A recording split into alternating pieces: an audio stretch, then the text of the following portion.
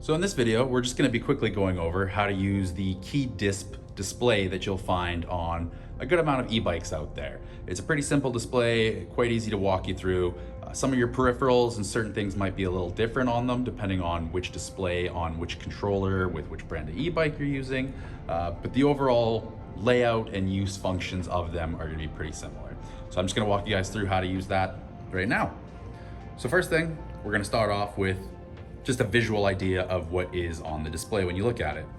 In the top left, you'll notice you have your battery indicator that shows your power bar and a percentage like you might be used to on your phone. Right below that, you're gonna find another little 3/4 circle with a 0 over a W. That's gonna be the wattage that the bike's motor is gonna be pulling at any given time. An easy way to think of that is kind of like the RPM in your car. However, when you slam that gas down, it's gonna rev right through the roof. It's gonna pump it up because it's using more energy to push the car forward, hence more combustions in the engine, hence higher RPM. Same with the bike. When you're putting more power out from, say, a 0 stop to a go at the top level that the bike can go for, you're gonna pull a lot more wattage to go from that standstill to that moment, to get that momentum going forwards. It's gonna take quite a bit more energy, so you'll see this guy spike up when you're pedaling, especially from the start, and you'll see it come back down as you're coasting out or normal driving. In the center of the display, we have your big speedometer, like you'll find in your normal car. Right now we have it set into kilometers per hour. This can be changed to miles per hour quite easily. We're gonna walk you guys through that in a little bit here. Right below that, we'll have your trip and your PAS level. PAS is probably one of your most important pieces you're gonna find on these displays. It's your pedal assist level. So that's gonna be when you're pedaling, is the boost gonna be being applied to you or not? That's gonna be controlled with the plus and minus here on your controller on the side. We'll go through that a little bit as well. And then again, next to that, we have your trip, and this is gonna be your information section. So that's gonna go through your trip, your odometer, your top speed, your average speed, and all those kinds of additional little settings that you'll find in your e-bike's display. So that's the basic overview of the display. Next, I'll guide you guys through what the controller is. So on most bikes, you'll find it's gonna have probably an up or a plus sign and a down or a negative sign on it to indicate up and down for the pedal assist levels. In the middle, you'll find an I button. This is your information button. So that's gonna be how we change what the information box is displaying. By clicking it, you'll see what goes to odometer, max speed, average speed, time per trip, and then your trip again. And it cycles back through just as long as you keep tapping that I. The other thing is the I button also will function as an enter button later on when we get into the settings of the display. The plus and the minus, or the up and the down arrow, depending on which kind of brand your bike's display is using, is gonna control the PAS and act as how we navigate through menus. So right now we can see pedal assist is in 1, pressing it negative button or down, we go to 0. 0 is gonna be when you're pedaling, all you're gonna get out is what you're putting in with your legs. The display and the electronics are on, but the motor is not gonna be engaged. Plus, gonna do the opposite. It's gonna raise our pedal assist level up. Right now, this guy can top out at 9. Most bikes will come with a standard 0 to 3 or a 0 to 5. This one usually comes as a standard 0 to 5, but you can optionally go into the settings and increase the pedal assist levels to 9. That has some benefits to being able to do. One main way is to think about it is the power increase per level is gonna feel like a staircase between each level when there's only 5 settings. It's a 20% jump per level. When you put it to 9 levels, you can essentially make the jumps not as steep per level of pedal assist. So if instead of going from 10% to 30% to 50% and it feels very jolty between each level, you can go 10 to 20 to 35 to 50 and make the curve of power a little smoother on the way up, so it doesn't feel as much as like a whole bunch of power is being thrown at you at once. On the top here is where we're gonna find the power button. It's just located above the up button. All you do is press and hold it for a couple seconds to turn the display off. Press and hold it again for a couple seconds and your display will come back on. And that's the basics of the controller here. So now I'll show you guys how to actually get into the settings to use this guy a little more in depth. So holding the plus and the minus button down at the exact same time is how we're gonna get into that settings screen. So we're gonna hold it for about 3 seconds. And you can see now we've gotten to the settings. We're gonna navigate through here using the plus and the minus as if they were up and down arrows, or left and right. So negative button's gonna move us through the menu.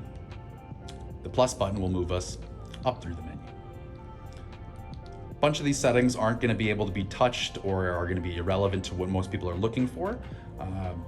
Main ones, brightness.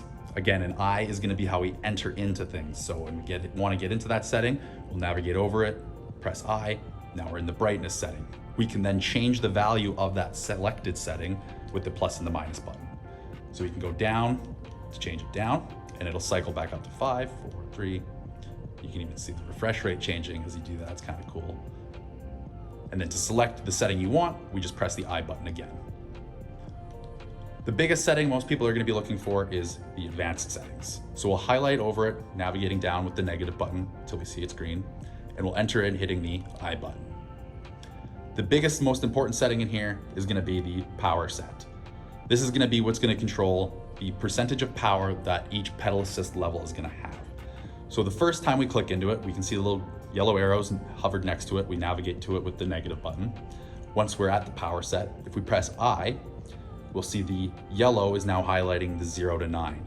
This is where you would change what amount of pedal assist levels you want.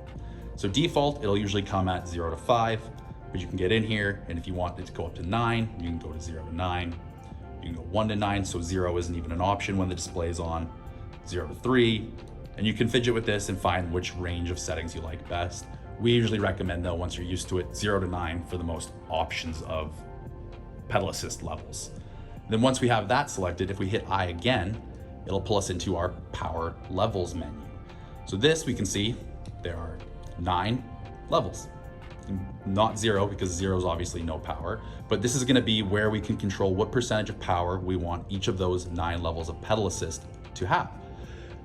One rule is you can't make one level go above the next. So if I went on level 1 here, try to go above 20, I can't.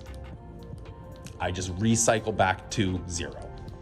So you can't ever make it go high, low, low, high, and get it random. It'll always be in an ascending order from lowest speed percentage to highest at that level 9, 5, or whatever your top pedal assist level is.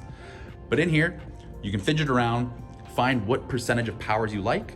Another thing you can do is if you find you're never using the top speed, you can effectively limit your top speed by messing with this setting.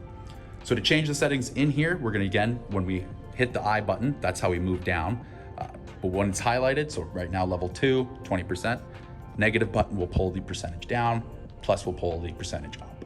Once we have the percentage we'd like, we hit the I button to go down to the next level. Change that one, and it's the same until we cycle through. To change the top speed of the bike effectively, we would essentially have to just change the level 9, so our max pedal assist level, percentage power, to whatever we want. If we wanted to limit the top speed to 50% of what the motor can do, we would make sure our highest level of pedal assist is rated to 50%. That would effectively make it so level 8 couldn't go above 50, level 7 couldn't go above level 8, and then so on and so forth until we max out our top speed.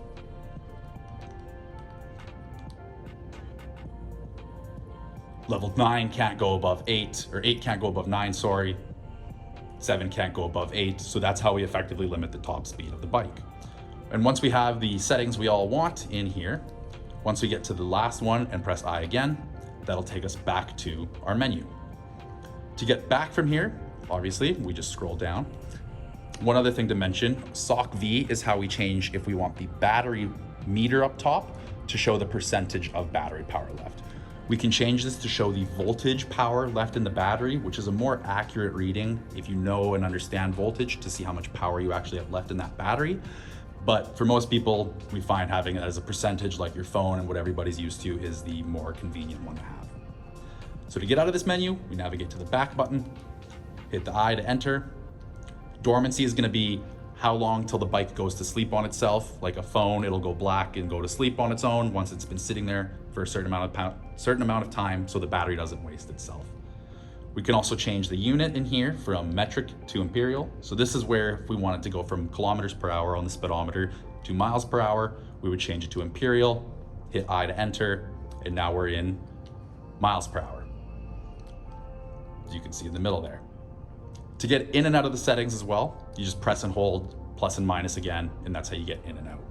It will automatically exit out of the settings and save whatever's in there after about 10 seconds, 15 seconds of not touching it as well. You might have seen that already happen to me once in the video.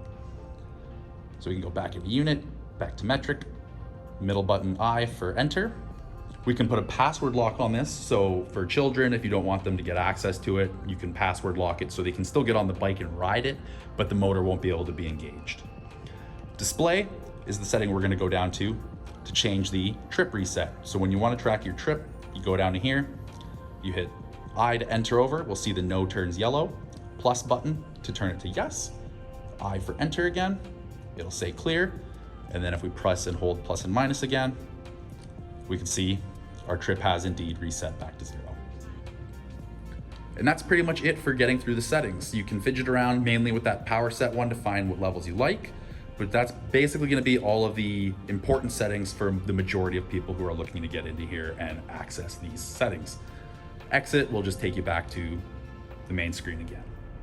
And that's how you use the Key-Disp e-bike display. Pretty straightforward, super simple, not a lot to it. So I hope this video was informative to you guys. Hope you found it helpful as a walkthrough, and if you ever need any reference for how to get into the settings for changing that speed, just come back to this video, fast forward to where you need to see, and use that as a little refresher. So thanks guys for watching. Leave a like, comment, subscribe, comment on any videos you want us to see us cover in the future in our series on our channel, and we hope to see you guys in the next one. Cheers.